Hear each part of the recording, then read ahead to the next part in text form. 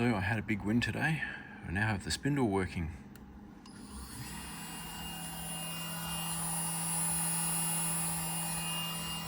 And boy, is that a hell of a lot quieter than my old Makita. That's at 10,000 RPM too.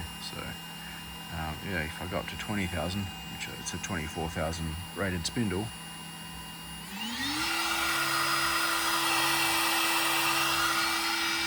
it's a bit louder, but it's not that bad. But yeah, the good thing is that I've got all this running over RS485. So yeah, there we go. You can see that's communicating through the VFD. Okay, we're looking there. All running over 2-wire RS485 and happily whizzing along. So yeah, quite pleased with that. Haven't actually got my end stops working, but hey, I have a working spindle, so that's pretty good. I think it might even go backwards. No, not yet. I haven't got that set up. But it turns off.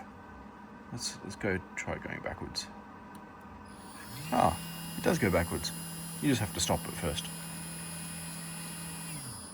Awesome. But yeah, so massive win for today. I'm really pleased with that.